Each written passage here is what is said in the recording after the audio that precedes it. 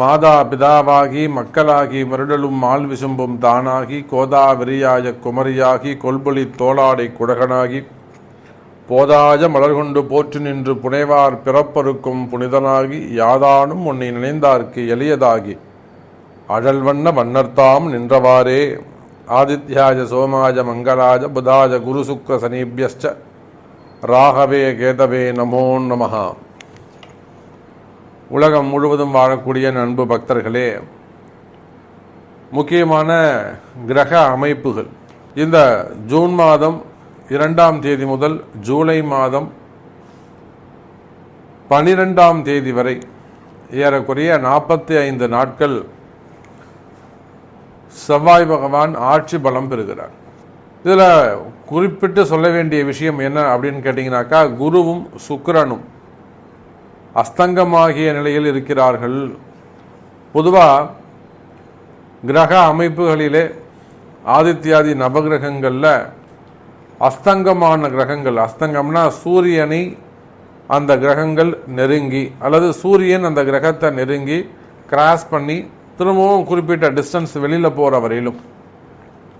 ஏன்னா சூரியன் ஒரு மாதத்துக்கு ஒரு வீட்டில் இருப்பார். அப்போ கண்டிப்பாக அந்த வீட்டில் ஏதேனும் கிரகங்கள் இருக்குமே ஆனால் அந்த கிரகத்தை வேகமாக கிராஸ் பண்ணக்கூடிய கிரகம் சூரியனாக தான் இருப்பார். அப்படி பார்க்கின்ற பொழுது இந்த மாதம் சூரிய பகவான் ரிஷபத்திலே இருக்கிறார். ரிஷபத்தில் சுக்கிரனும் குருவும் இருக்கிறார்கள். 2 பேரும் தேவகுரு அசுரகுரு. 2 குருமார்களும் சூரியனிடத்திலே அஸ்தங்கம் அடைகிறார்கள். அஸ்தங்கம்னா செயல் இழப்பு, ஜீரோவாக இருப்பாங்கன்னு அர்த்தம். அவங்களால எந்த விதமான செயல்பாடுகளையும் செய்ய முடியாது. அப்போ அந்த அடுத்து வரக்கூடிய நான் சொல்லக்கூடிய அந்த காலகட்டங்களில் 2 குருமார்களும் அஸ்தங்கமாகிய நிலையில் அந்த வேலையை யார் எடுத்து செய்வார்கள் என்று சொன்னால், துணிச்சல் மிக்க, வீரம் மிக்க, கூர்மையான புத்தி மிக்க செவ்வாய் பகவான் தான் அந்த வேலைகளை எடுத்து செய்வார்.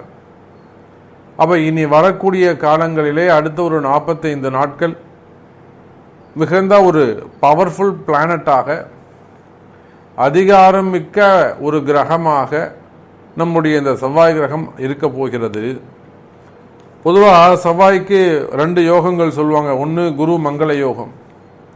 செவ்வாயும் குருவும் இணைந்திருந்தால் அது செவ்வாய் சாரம் வாங்கியிருக்கலாம், இல்லை செவ்வாயோட சேர்ந்திருக்கலாம், இல்லை குரு சாரம் வாங்கியிருக்கலாம் செவ்வாய் பகவான், இல்லை 159 தொடர்பில் இருக்கலாம். அப்படி இருந்தால் குரு மங்கள யோகம்னு சொல்லுவாங்க. அதுக்கு அடுத்தபடியாக ருசக யோகம் அப்படின்னு ஒன்று சொல்லுவாங்க. அந்த ருசக யோகம் செவ்வாய்க்கு மட்டுமே உரியது. செவ்வாய் உபய லக்னங்களை தவிர்த்து சரலக்னம், ஸ்திரலக்னம். சரம்ன்றது எதுங்க? மேஷம், சிம்மம், அதே போல மகரம் மற்றும் ரிஷபம், கடகம், துலாம், மகரம். அப்போ இந்த 8 லக்னத்திற்கும் ருசக யோகம் உண்டு. செவ்வாய் அங்கே இருப்பாரேயானால், வலுப்பெற்று இருப்பாரேயானால், பலம் பெற்று இருப்பாரேயானால் கிரகமே தேவையில்லை. அப்போ இந்த செவ்வாய் அடுத்த 45 நாட்களில் எந்தெந்த காரகத்துவத்தில் யார் யாருக்கெல்லாம் நன்மை தரப்போகிறார் அப்படிங்கிறத நம்ம பார்க்கணும். பொதுவாக பல நேரங்களில் நம்மளுடைய ராசி அன்பர்கள் என்ன செய்கிறாங்கனாக்கா, மிகுந்த முன்கோபம், ரொம்ப அமைதியாக இருந்துக்கிட்டே இருப்பாங்க, ரொம்ப டேலண்டாக இருந்துகிட்டே இருப்பாங்க, ரொம்ப சாஃப்டாக ஹேண்டில் பண்ணுவாங்க. திடீர்னு கோபப்பட்டு ஏதாவது ஒரு வார்த்தையை விட்டுட்டு அவங்க சொன்ன அந்த வார்த்தை பல பேரை சுட்டுடும். அப்போ அந்த மனசில் பல எதிரிகளை அவர்கள் சம்பாதித்து விடுவார்கள், நல்ல நண்பர்களை எல்லாம் இழந்து விடுவார்கள், அல்லது நல்ல வாய்ப்புகளை எல்லாம் மிஸ் பண்ணிடுவாங்க, நல்ல சான்ஸ் எல்லாம் மிஸ் பண்ணிடுவாங்க. அப்போ மெயினாக அந்த முன்கோபம், அந்த முன்கோபத்துக்கு யார் காரகத்துவம்னா இந்த செவ்வாய் தான். அதே போல் உங்கள் கோபத்தினால் ஏதேனும் இழந்திருக்கிறீர்களா, உங்கள் கோபத்தால் ஏதேனும் நீங்கள் மிஸ் பண்ணியிருக்கீங்களா, அதெல்லாம் கொஞ்சம் சரியாகக்கூடிய நேரம். அதே போல் துணிச்சல், அதுக்கும் இந்த செவ்வாய் பகவான் தான் காரணமாக அமைகிறார். துணிச்சலை பொறுத்தவரையிலும் செவ்வாய் எதை நீங்கள் துணிஞ்சு செய்ய, நான் துணை இருக்க உனக்கு, அந்த குருவும் சுக்கிரனும் இருந்தால் உங்களுக்கு என்ன சப்போர்ட் பண்ணுவாங்களோ அது இந்த செவ்வாய் பகவான் உங்களுக்கு தரப்போகிறார்.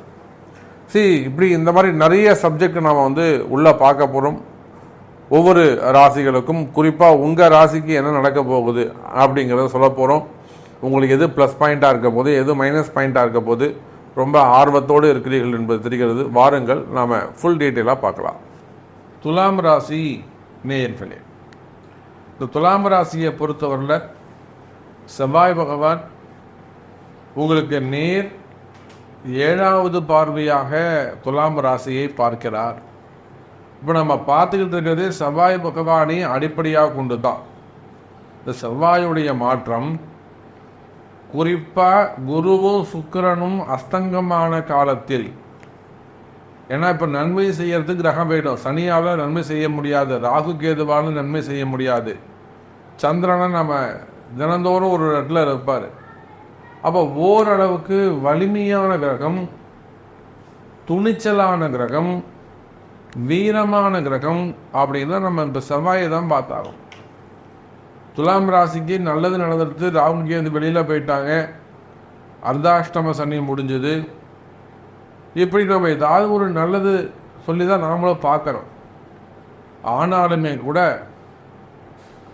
எனக்கு தெரிஞ்சு இன்னும் கூட ஒரு 30% துலாம் ராசி அன்பர்கள் வெளியில் சொல்ல முடியாத ஒரு சில கஷ்டங்களில் இருந்து வருகிறார்கள். 2 விதமாக இதை நான் சொல்லுவேன். நம்ம கோயம்புத்தூர் சைடில் ஒரு முக்கியமாக ஒரு தொழில் நிறுவனங்கள் வச்சு நடத்தக்கூடியவங்க, ஒரு பெரிய குடும்பம் கம்பெனி வச்சு நடத்தக்கூடியவங்க, ஒரு குரூப் ஆஃப் கம்பெனின்னு வச்சுக்கோங்களேன், வச்சு நடத்தக்கூடியவங்க. அந்த குடும்பத்தில் ஒரு பக்கம் ஃபேமிலிலையும் ப்ராப்ளம், அண்ணன் தம்பிங்க அக்கா தங்கிங்க சொத்து பிரச்சனைங்க அப்படி வருது. இன்னொரு பக்கம் பார்த்தீங்கன்னாக்கா செய்யக்கூடிய தொழில் நிறுவனங்கள், அந்த தொழில் நிறுவனத்தில் முக்கியமான ஒரு பிரச்சனை, ஃபயர் ஆக்சிடெண்ட்டு, தொழிலாளர்கள் அங்கே இருக்கிறவனே ஒரு பிரச்சனையை ஏற்படுத்திடுறாங்க. அப்போ அது மாதிரி முக்கியமான காலகட்டத்தில் நம்முடைய வாராகி இடத்துல வருகிறார்கள். அப்போ அவங்களுக்கு உரிய ஒரு 2 நாள் அங்கேயே தங்கியிருந்து அவங்களுக்கு தேவையான எந்திரங்களை போட்டு நம்ம அவங்களுக்கு வழி காமிச்சிட்டு வரோம், ஒரு நல்ல யாகத்தை செஞ்சுட்டு வரோம். அப்போ அவங்களுக்கு பரவாயில்ல. அப்போது எனக்கு தெரிஞ்சு இன்னும் கூட 30% துலாம் ராசி என்பர்களுக்கு முழுமையாக ரெக்கவரி ஆகிட்டாங்களா அப்படின்னாக்கா இல்லை, இன்னும் ஒரு சில சிரமங்கள் அவங்களுக்கு இருந்துக்கிட்டு தான் இருக்குது. அப்புறம் துலாம் ராசினா சிறப்பாக யோகமாக இருக்குது, சூப்பராக இருக்குன்னு சொல்கிறாங்களே, உண்மைதான்.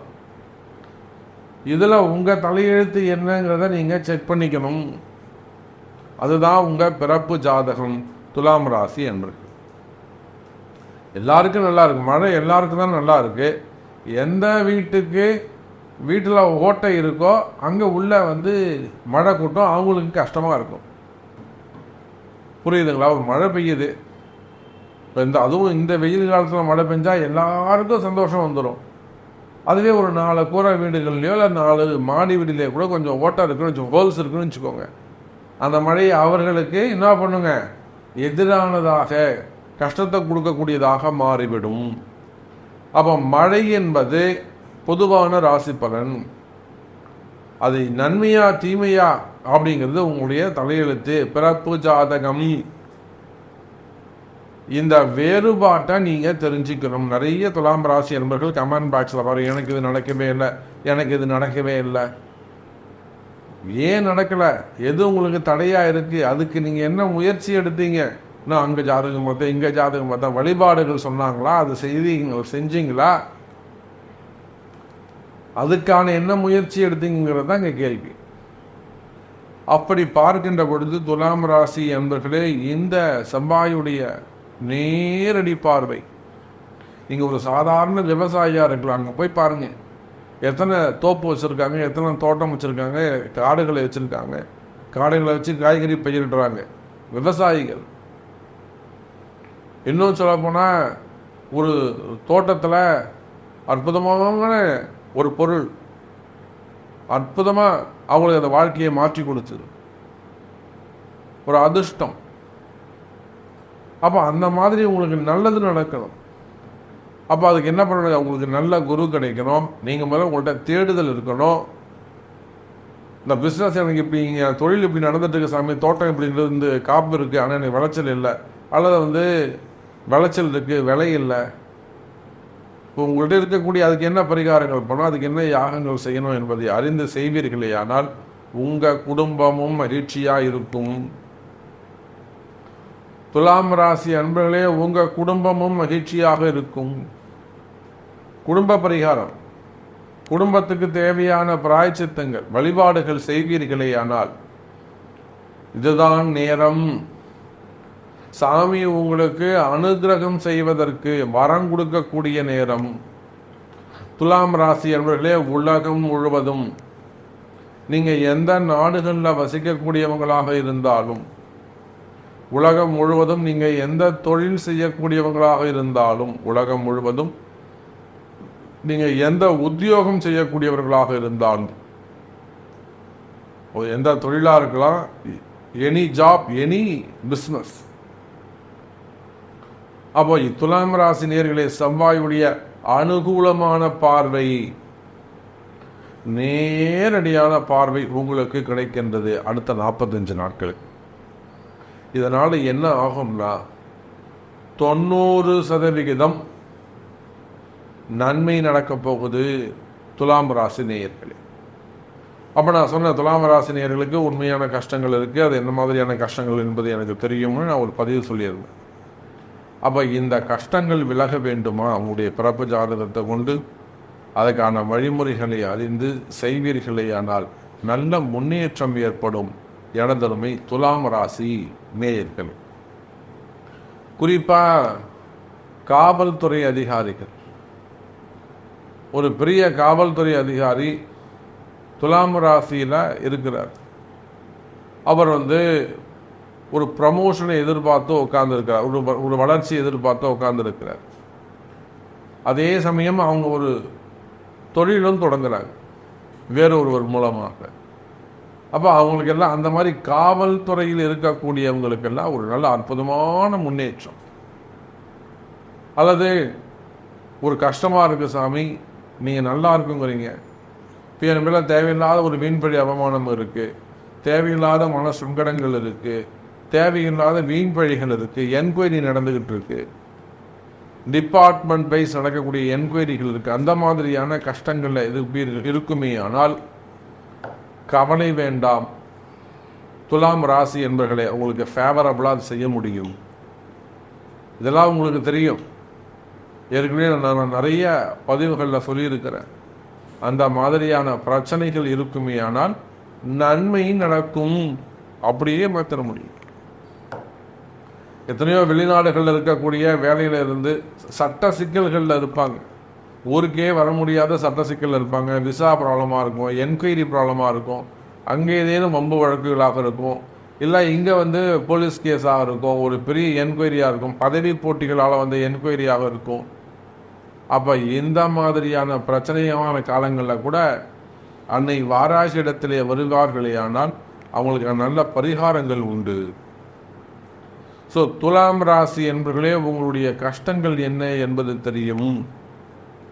அந்த கஷ்டங்கள் விலகி ஏறக்குறைய 90% துலாம் ராசி என்பவர்களுக்கு இந்த அடுத்த 45 நாட்கள் நல்லது நடக்க போகுது. அது குடும்ப பிரச்சனையாக இருக்கலாம், அண்ணன் தம்பிங்க பிரச்சனையாக இருக்கலாம், அக்கா தங்கைகள் பிரச்சனையாக இருக்கலாம், நிலபலம் சொத்து சம்பந்தப்பட்ட பிரச்சனையாக இருக்கலாம், வீடு வாசல் வழி சம்பந்தப்பட்டதாக இருக்கலாம், லேண்ட் ப்ராப்ளமாக இருக்கலாம், அல்லது அக்கம் பக்கத்து இடத்துடைய பிரச்சனைகளாக இருக்கலாம், அல்லது செய்வினை கோளாறுகளாக இருக்கலாம், வியாபாரம் விவசாயம் சம்பந்தப்பட்ட பிரச்சனையாக இருக்கலாம், விவசாயிகள் தோட்டங்கள் சம்பந்தப்பட்ட பிரச்சனையாக இருக்கலாம், தொழில் வளர்ச்சி சம்பந்தப்பட்ட பிரச்சனையாக இருக்கலாம். அப்ப இந்த மாதிரியான பிரச்சனைகள் இருக்குமே ஆனால் துலாம் ராசி அன்பர்களே, நிச்சயம் உங்களுக்கு 90% வெற்றி உண்டு. அற்புதமான நல்ல யோகம் இந்த செவ்வாயால்.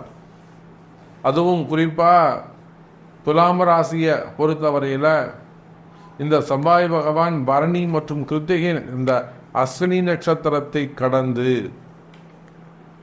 பரணி மற்றும் கிருத்திகை நட்சத்திரங்களில் டிராவல் பண்ணும்போது 100% வெற்றி உறுதி துலாம் ராசி என்பது. அதுபோக ஸ்பெசிஃபிக்காக இந்த தொழில் இந்த உத்தியோகம் சிறப்பாக இருக்கும் அப்படின்னு சொல்லுங்க சாமி அப்படின்னு கேட்டாக்கா, நிச்சயமா அரசியல் தலைவர்கள், அரசியலில் ஈடுபட்டிருக்கக்கூடிய அரசியல் தலைவர்களுக்கு நிச்சயமா இந்த இடத்துல இந்த துலாம் ராசி அன்பர்களுக்கு ஒரு நல்ல வெற்றி காத்திருக்கிறது. அதே போல சினிமா துறையை சார்ந்தவர்கள், சின்ன துறையை சார்ந்தவர்கள், மீடியா துறையில் இருக்கக்கூடியவங்க, அதே போல செய்தி சேனல்களில் இருக்கக்கூடியவங்க மற்றும் சோசியல் மீடியாவில் ஒர்க் பண்ணக்கூடியவங்க, இவங்க எல்லாருக்குமே கூட ஏன்னா சுக்கிரன் காரகத்துவம், செவ்வாய் சுக்கிரன் காரகத்துவம், அதனால சினிமா துறையை சார்ந்தவர்கள், மீடியா துறையில் சார்ந்தவர்கள், இவங்க எல்லாருக்குமே கூட சிறப்பான எதிர்காலம் அமைகிறது. நிறைய சினிமா துறையை சார்ந்த அன்பர்கள், துணை நடிகர்கள், எத்தனையோ பேர் நம்ம வாராகி இடத்துல வெற்றி பெற்றவர்கள் ஏராளம்.